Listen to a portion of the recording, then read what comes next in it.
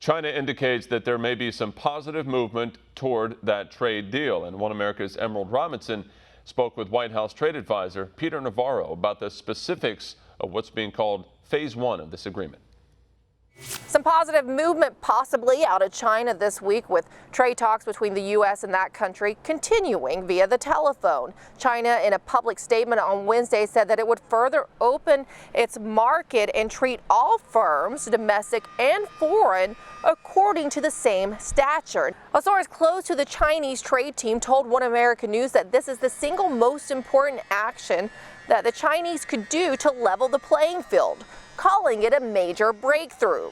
The new law will go into effect in China on January the 1st. The Chinese trade delegation presented a proposal of it when they were last here in D.C. earlier in the month to the U.S. team, who responded very positively to it.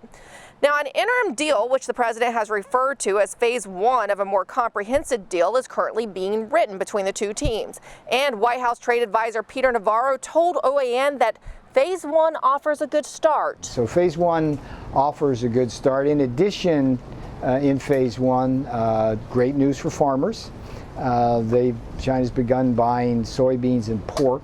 A lot of that is driven by the necessity in China of buying those products. And finally, financial market access by America's insurance, credit card companies, and banks.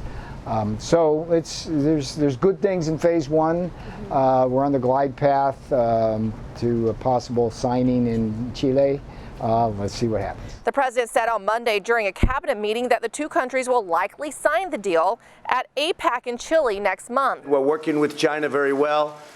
We've done, subject to getting it signed, and I think it will get signed quite easily, hopefully by the summit in Chile, where President Xi and I will both be. The positive movement comes as China faced its worst third quarter growth in almost 3 decades. Many pundits and economists have criticized the president's aggressive stance on the communist country, but Navarro says it's important to keep in context the economic aggression China deploys against the U.S. So here's, I think, what's important to understand for Americans, and I think American workers understand this better than anybody.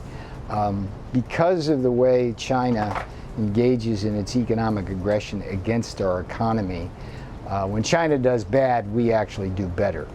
And that's the power of the Trump tariffs right now. We think we can get to a place where both countries do well, but until such time they cease their attacks on our factories and jobs, they're going to be in trouble when the president stands up to them. And that's what's going on now. The chief trade negotiators from both countries are set to hold a conference call on Friday to try to lock down the deal before next month. Out of the White House, Emerald Robinson, One America News. Want to see more videos like this? Click on the link below and subscribe to One America News on YouTube. And call your cable provider and kindly demand that One America News is added to your lineup. Call and subscribe today.